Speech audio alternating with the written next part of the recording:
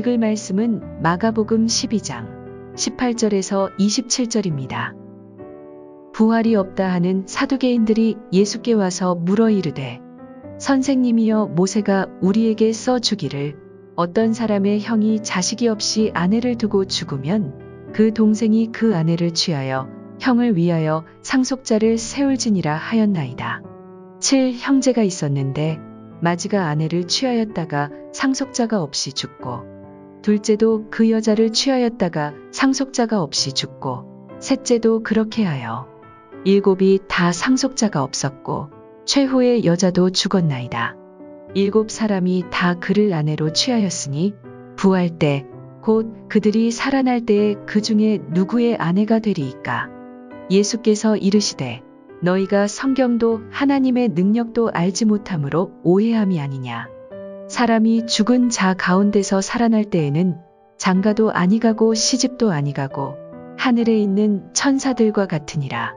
죽은 자가 살아난다는 것을 말할진대 너희가 모세의 책 중 가시나무 떨기에 관한 글에 하나님께서 모세에게 이르시되 나는 아브라함의 하나님이여 이삭의 하나님이여 야곱의 하나님이로라 하신 말씀을 읽어보지 못하였느냐.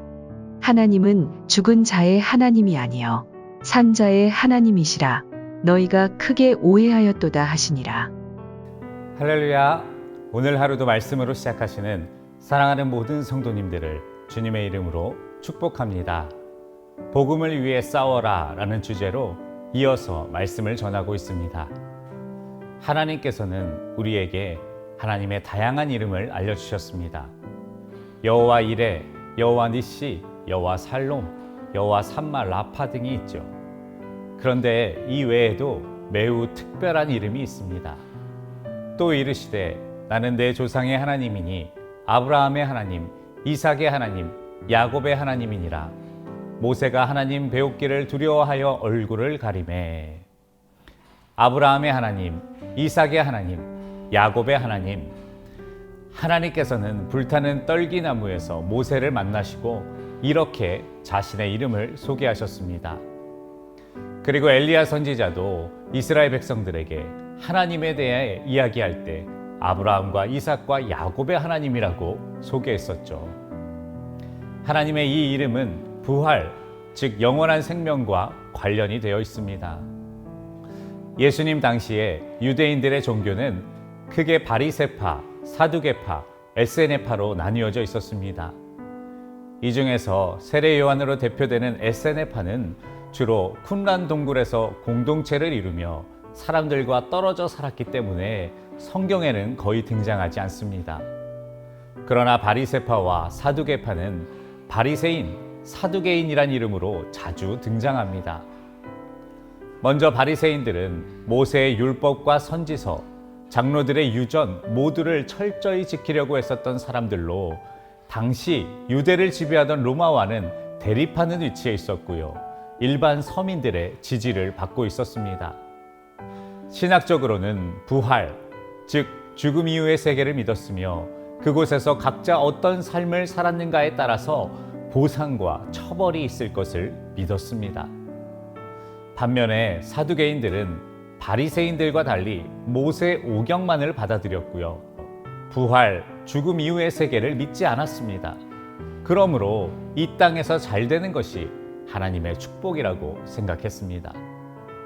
그들은 주로 친로마의 성향을 가지고 있었고요. 높은 지위에 있는 사람들이 많았습니다. 그래서 당시 유대 사법기구였던 사네드린 공의회에서 많은 자리를 차지하고 있었고요. 정치, 종교, 경제에 큰 영향력을 끼치던 사람들이었습니다. 바로 그런 사두개인 중 하나가 예수님께 찾아와서 부활을 무시하며 이렇게 말했습니다. 선생님이여, 모세가 우리에게 써주기를 어떤 사람의 형이 자식이 없이 아내를 두고 죽으면 그 동생이 그 아내를 취하여 형을 위하여 상속자를 세울지니라 하였나이다. 이것은 흔히 계대결혼이라고 불리는 신명기 25장 5절 말씀에 나오는 의무를 말한 것인데요. 남자 형제가 자식이 없이 죽었을 때 그 동생들이 형의 아내와 혼인하여 죽은 형의 자손을 이어주는 법이었습니다. 그 사두개 의인은 이어서 이렇게 질문했습니다. 그런데 만일 7형제가 다 이런 식으로 죽어서 한 아내를 가지게 되었다고 했을 때 부활이 있어 다시 살아난다면 이 여자는 누구의 아내입니까? 이 질문의 의도는 이렇습니다. 당신들이 말하는 부활이 얼마나 엉성한지 보십시오. 죽음 이후에 부활이 있다면 모세가 계대 결혼과 같은 법을 주었겠습니까? 죽은 자들이 전부 다시 부활했을 때 이런 종류의 혼란이 많이 발생할 텐데 그건 어떻게 설명하시겠습니까? 예수님께서는 이렇게 질문하는 사두개인에게 말씀하셨습니다. 예수께서 이르시되 너희가 성경도 하나님의 능력도 알지 못함으로 오해함이 아니냐. 사람이 죽은 자 가운데서 살아날 때에는 장가도 아니가고 시집도 아니가고 하늘에 있는 천사들과 같으니라. 예수님께서는 사두개인들이 성경도 하나님의 능력도 알지 못함으로 오해한 것이라고 책망하셨습니다. 부활은 장가가고 시집가는 이 땅의 삶을 한 번 더 반복하라고 우리에게 주시는 것이 아니기 때문입니다. 사실 우리도 이런 사두개인과 같은 착각에 빠질 때가 있습니다. 성경을 통해서 또 설교를 통해서 우리에게 분명한 하늘나라의 말씀을 주셔도 그것을 이 세상에서의 이해관계로 받아들여 오해하는 경우가 있기 때문입니다. 용서하라, 사랑하라는 하나님의 말씀도 단순히 이 땅에서의 평안만을 위해 주신 것이라 착각하고 가볍게 뒤로 밀어버리는 경우가 얼마나 많습니까? 하나님의 말씀은요, 영원한 삶과 연결되어 있습니다. 우리가 예수 그리스도를 통해 거듭나고 우리를 용서하고 사랑하신 하나님처럼 새로운 존재가 되었으니 그에 합당한 삶을 살아가라는 말씀이 되는 것입니다. 우리는 이 세상을 살지만 그냥 사는 것이 아닙니다. 예수 그리스도께서 부활하셔서 영광스러운 몸이 되신 것처럼 우리도 그런 존재로 살아가는 것입니다. 비록 지금은 언젠가 사라질 우리의 육체 안에서 살고 있지만 그 육체 속에 담겨 있는 우리의 정신과 마음과 영혼은 예수 그리스도의 죽음과 부활로 인해 완전히 새롭게 되었음을 믿는 것입니다. 하늘에 있는 전사처럼 이미 하늘에 속한 존재가 되었음을 믿고 사는 것입니다. 그렇다면 우리는 어떻게 이런 믿음을 가지고 살아갈 수 있을까요? 예수님의 다음 말씀에서 답을 찾을 수 있습니다. 죽은 자가 살아난다는 것을 말할진대 너희가 모세의 책 중 가시나무 떨기에 관한 글에 하나님께서 모세에게 이르시되 나는 아브라함의 하나님이요 이삭의 하나님이요 야곱의 하나님이로라 하신 말씀을 읽어보지 못하였느냐. 하나님은 죽은 자의 하나님이 아니요 산 자의 하나님이시라 너희가 크게 오해하였도다 하시니라. 하나님께서는 모세가 자신에게 오기 전부터 불타는 떨기나무에서 모세를 기다리셨습니다. 더 정확히 말하면 이스라엘 백성들을 기다리셨습니다. 황량한 광야 한복판에 서 있던 떨기나무처럼 하나님을 잊어버리고 이집트에서 종으로 살아가던 이스라엘 백성들을 구하시기 위해 오랜 시간 동안 그들을 기다리고 계셨던 것입니다. 그리고 마침내 모세가 하나님께 다가왔을 때 모세를 통해 이스라엘 백성들을 만나 주셨고요, 구원해 주셨습니다. 이렇게 하나님과 이스라엘의 만남은 어느 날 갑자기 생겨난 특별한 순간이 아니라 하나님께서 오래전 아브라함의 때부터 준비하신 기다림을 통해 왔습니다. 그리고 이제 이런 하나님의 사랑과 은총 안에 들어왔으니 비록 그들의 육체가 흙으로 돌아간다 해도 영원하신 하나님과 함께 영원한 생명 안에 있게 됨을 아브라함과 이삭과 야곱의 하나님이라는 이름을 통해 말씀해 주신 것입니다.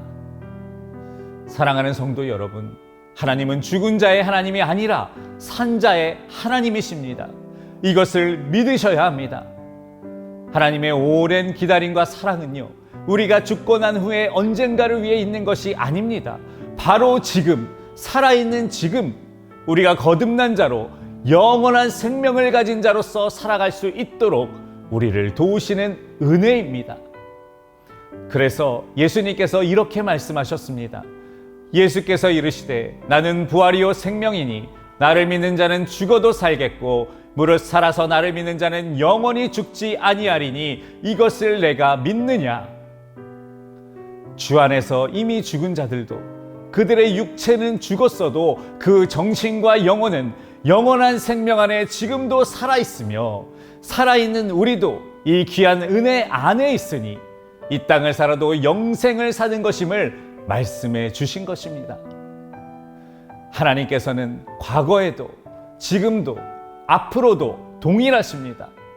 영원이라는 우리가 이해할 수 없는 개념으로 존재하고 계십니다. 과거에 우리를 사랑하셔서 우리를 기다리셨던 하나님께서 지금도 우리를 사랑하셔서 우리와 함께 계십니다. 그리고 앞으로도 우리를 사랑하셔서 우리가 그 사랑 안에서 영생을 살아가도록 도우십니다.